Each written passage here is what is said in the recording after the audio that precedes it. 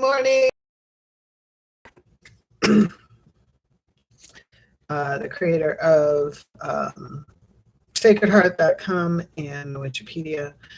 I am, today we're going to talk about signs, portents, and messages from beyond. Every year, this time of year, I get lots of messages, people asking about birds, especially crows, because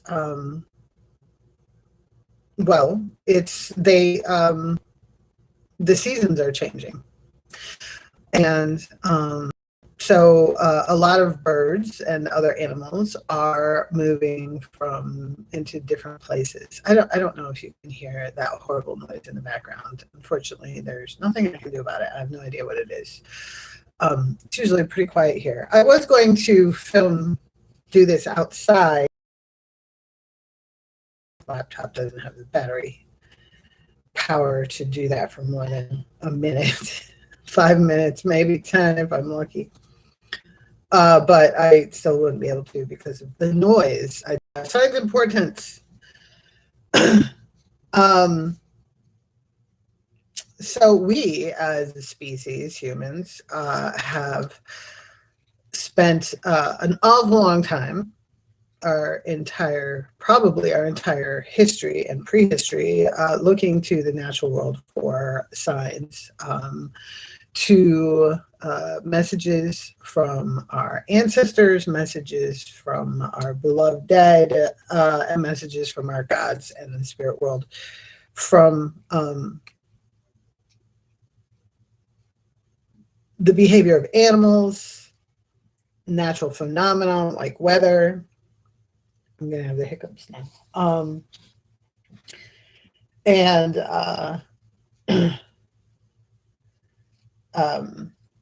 Well, all sorts of things.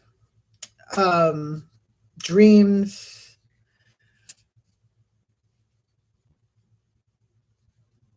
cloud formations, the way the color of the sky turns at night. I don't know if you've heard, it's so common to me, I assume that everyone has heard it, but perhaps I am wrong. Red sky at night, sailors delight. Red sky in the morning, sailors take warning.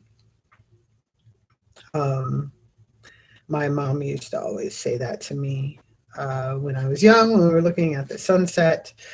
So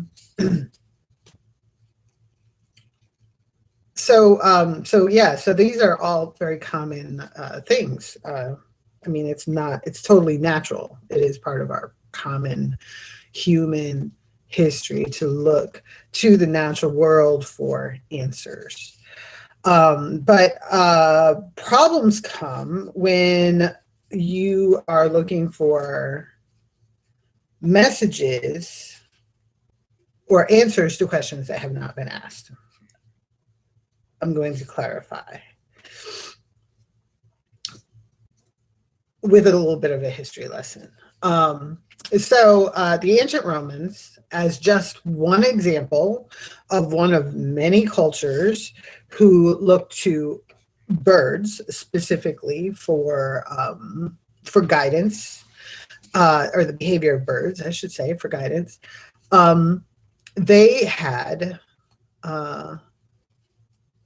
people whose job it was to decipher the behavior of birds. There were a couple of different ways they did this. Some of these, and not just birds, but for example, they had a person whose job it was to take care of chickens. The chickens were brought with the army, when traveling along, they were brought in a special coop. They had a special person who was in charge of their care.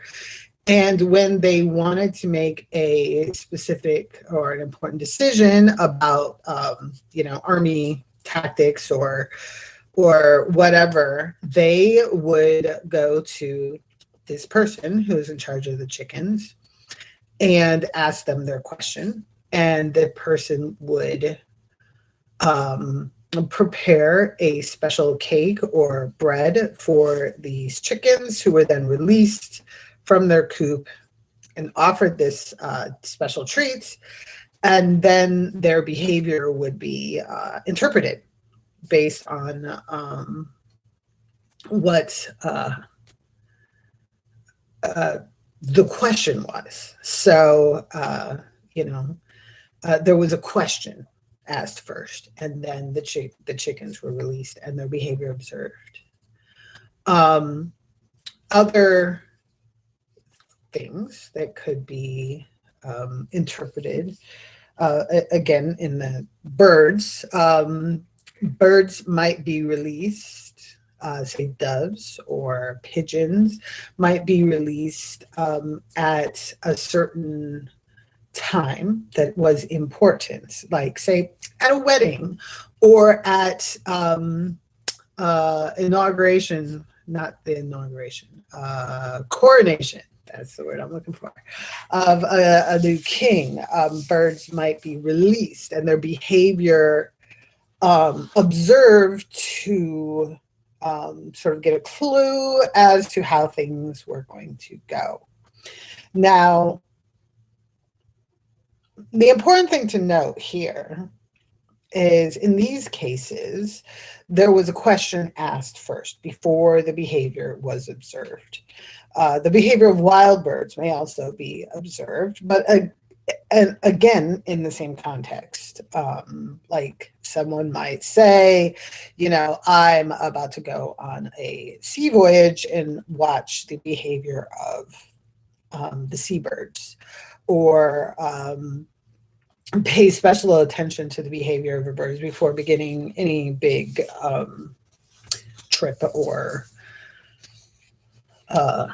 thing that that you're going to start doing. Now, that's not to say that all messages by a bird were asked for, like that, like it. I'm not saying that you never got a surprise message by a bird, but usually when you did, or when you do today, even, it would be either when you are beginning a adventure or in the middle of a transitionary thing that you're doing, or you have a certain question on your mind already.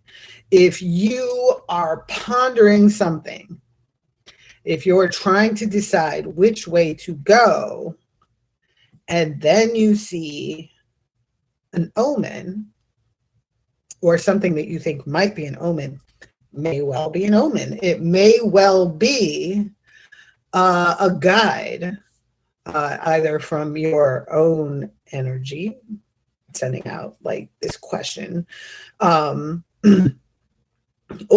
from your ancestors or your God. This may be an omen. If you are if somebody's giving a speech, a rallying speech, and there's something happens, like a dove falls dead at their feet while they're speaking, I would take that as an omen. I wouldn't put that aside.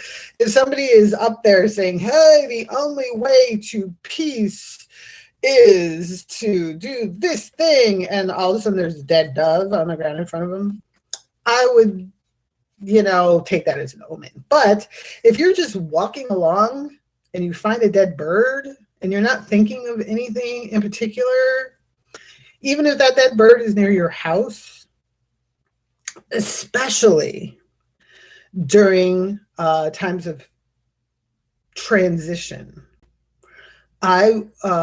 for nature, not for you specifically, I wouldn't take everything as an omen. If you're suddenly seeing more crows than usual and it's springtime, those crows are probably just following their natural migratory patterns.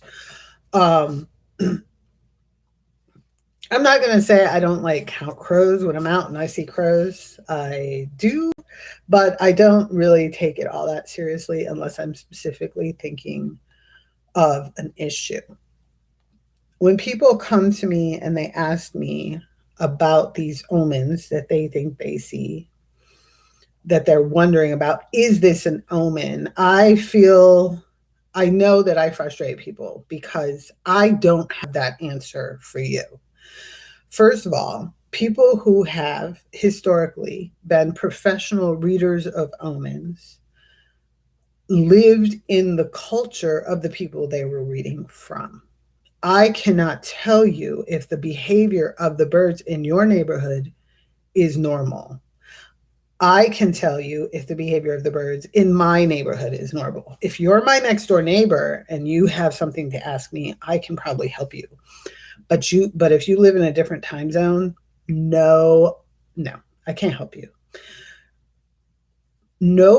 I do not believe that anybody's going to get an omen and not immediately know that it's an omen. Probably the only time I can say, like, that leaps to my mind when I'm thinking about getting omens is several years ago, my grandfather was very, very sick.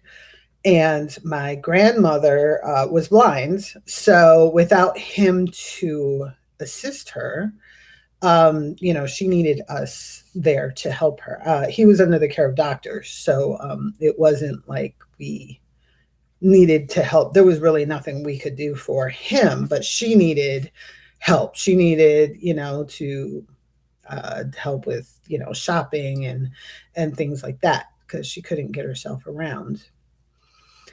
So we, as a family, were taking shifts. So everybody would go, or we would take turns going to make the drive out to where they were staying. And they were not staying at home. They were staying because they lived out in the country. So they were staying in a city where where there was a hospital, because there was no hospital near where they were. So she especially needed help because she couldn't she wasn't in her own space. So we were taking turns as a family driving out from wherever we were, because we were kind of spread around the state, to spend a day or two or spend the night with grandma. And one day I was on my way to my shift, and it was about a 2-hour drive, and a red-tailed hawk basically dive bombed my car. It didn't come straight at me, but it came kind of at an angle. I was never really in danger of hitting it. I did kind of tap my brakes and give a little start. I wasn't like, going to drive off the road trying to avoid this hawk or anything. It didn't scare me so much, but it was a very sudden appearance of this hawk, and it was kind of unusual. That sort of thing. If there's a carcass on the road, that sort of thing might happen. But it was a red-tailed hawk. It wasn't a crow. It wasn't a carrion bird. It's a predatory bird. So it could have been diving out or something. I don't know, but I just immediately knew that my grandfather was going to be dead when I arrived. Immediately, I knew. And I was I didn't get up thinking that. I got up, I actually selected a book to read to them. It was a collection of Sherlock Holmes stories. So I was and I put a lot of thought into it. I was it shouldn't be a novel. It should be something I can read in one sitting. So it's a lot of stories, but it shouldn't be super short. So it should be something I can, read in one sitting. And then if they want some more, I can read more. So I didn't get up saying, "Oh, Grandpa's going to die today." I got up thinking, how can I entertain these people who, are stuck? And Grandpa was going to die. We did know he was going to die soon. He was not there anymore. He's technically alive, but so I was like, I'm going to read to him, and I'm going to read to Grandma, and you know, this was my plan. I did not get up thinking he's going to die, but the minute I saw that bird, I knew that he was going to die today. And sure enough, when I got to the parking lot of the hospital, I called my mom, and she was just like, I can't talk to you right now. And immediately, as I stepped off the elevator on the floor, I saw her exiting the room, and Grandpa had just died. I just missed it. So, like that's one time I knew that it was definitely a portent. I feel like when you get one, there's no question. There's no like, what does this? You may not necessarily know exactly what it means. It may be a little bit strain, a little bit hard to interpret specifically, but you're going to know what it's about because it's going to be the thing that's happening. It's going to be like the decision that you're making or the overriding thing in your life that's going on.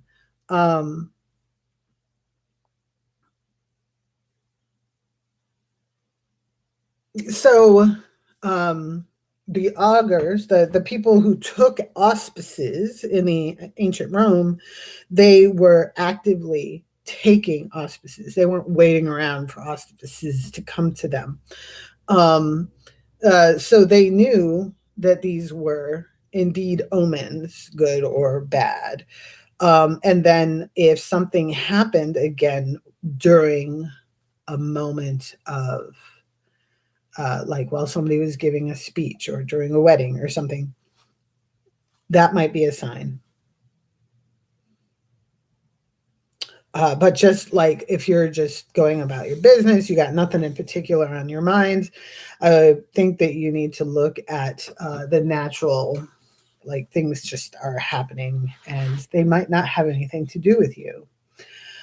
So, but the important thing, if you want to be an augur, if you want to take auspices, there are a few skills that you can develop. There's some knowledge that you can attain that will help you be good at it. And again, you're only going to be able to do this within your own knowledge area.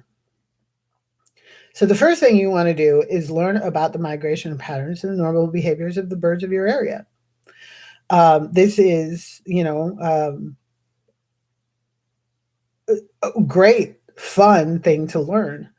Learn the bird songs. I find in the mornings, a lot of times, I can get a weather report from listening to the bird songs.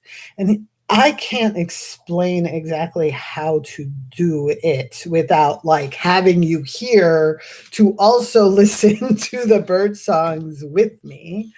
But I can lay in my bed and listen to the morning bird songs and kind of get an idea, well, I'd better get up right now because it's going to be super hot, or, it's going to rain, so I don't have to worry about watering today. Actually, I think I'll just sleep in for another half hour. I can listen to the bird songs. I can get that weather report. And that is that's kind of augury, right? But that is because I've spent years learning about my local birds. I've spent years studying the behavior of, the birds in my area. This hasn't been like a formal study necessarily, but it's just been a matter of following curiosity. Like, what is that bird? What is that sound that I hear? Who is singing now? I didn't hear that one singing yesterday. Who makes that horrible shrill noise? And I've learned by watching, like, the sandhill cranes come, then the crows come, then the robins come, then the male red-winged blackbirds come, and they all start singing. They are loud. The red-winged blackbirds are very loud. The robins are nosy at first, and then they get aggressive, and they make completely different noises when they're aggressive. Um, so, and I have a couple. I have a bonded pair, I guess, of turkey vultures. They're right over there. They just came back as well.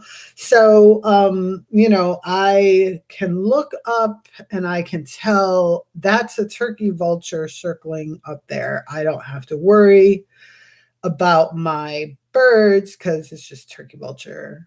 And that is bald eagle. I'd better get my birds under cover. But thankfully, my rooster usually takes care of that. So the red-winged blackbirds, they will go after the chicks, but the big birds, the bigger birds, the adult birds, the bald eagles might go after them. Bald eagles do prefer like aquatic prey, from what I understand, but they are big enough to take off a chicken. They are big birds. So, you learn about, and it comes from, for me, it comes a lot, again, from homesteading and gardening and raising my own animals. I know, and also plants, because I am listening for the sandhill cranes, so I know when to start planting, getting the garden ready. It's still going to be cold when the sandhill cranes come, but it's time to get hustling because there's a lot of prep work to do. So the birds do sort of guide my activities a lot.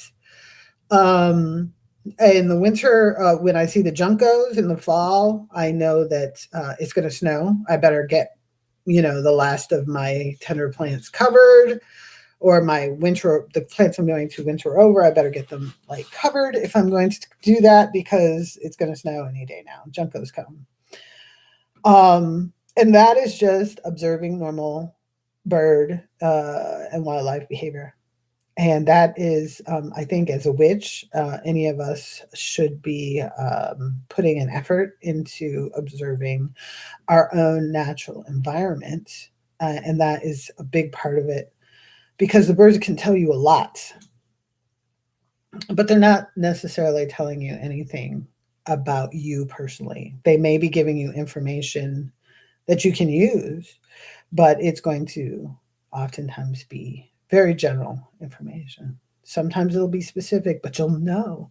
You will know without a doubt. If you have the urge to ask somebody, do you think this is a portent? Do you think this is an ancestor trying to tell me, or a spirit guide trying to tell me something? The answer is probably no. You will know. You may not necessarily 100% know what it means, but if it's for you in your gut, you'll know. And what it means will have cultural significance to you. If you grew up in a different culture from me, I cannot tell you what a crow means. I cannot tell you what a crane means, because my culture means something different than yours. So that is definitely, and and my view of things is so different from other people's. Really, I'm just like, spiders mean something. Like, people freak out about spiders. I don't. People freak out about bats. I don't. I have ant issues. I have issues with ants. But I don't associate things with the things that normal other people do. Like, normal people, like people in the world, are like, oh my God, I'm totally creeped out about this thing. Just does not have the same visceral effect on me as on other people. I am not normal. So I am going to have a hard time interpreting um, things that would be obvious for other people. And so when I have a vision, when I have a symbolic vision of portent, not a, I find a hard set calling it a portent or an omen when I seek out visions, usually via meditation or I request a dream. You know, the symbolism that I get is not what other people are going to get. And you know, as an exercise, you might begin writing down those sorts of things, symbols that you see in your dreams that pop up here and there, and just write, just kind of free write what those things mean to you. Like, what does a spider mean to you? If you see a spider in your dream, are you going to be terrified? Are you going to be, you know, are you associating it with being poisoned or trapped or attacked or protected or watched over? Do you associate snakes with healing or with disease? Do you associate crows with your ancestors or with being watched over and protected and observed, or with death? Think about those things. Anything that we do as witchcraft. I mean, if you're a witch, then, you know, these are things that you are going to do for yourself. So you want to learn about yourself first. Learn about your how things affect you, your own energy. And you know, I feel like I probably say this a lot. I don't know if I say it too much, but it's important. It's like your own self is what you need, your own personal energy, your own knowledge of yourself is the most important tool you will ever have as a witch, as a psychic, as an augur, as you know, in life. So so do those things. Learn about your natural environment. Learn about yourself and how these symbols affect you and what they mean to you. Do storms scare you, or do they energize you, or do they make you feel sad, or do they make you feel cleansed? I mean, each person is going to answer those questions differently. And so the meaning of these symbols, whether in a portent that is sent to you spontaneously during an important time in your life, or a dream that you see it in, or as a response to a sign that you ask for, is going to mean something different. So learn what it means to you and learn what's normal for your area, because a sign when it comes to you is always going to be something that's not normal. It's going to be something that is strange. So those are my tips. Those are my most, I guess, thorough explanation that I can give. And if you have any questions, you can ask them in the comments. Of course, you can come bother me on the Discord. And I hope you have a wonderful day, and I'll see you tomorrow.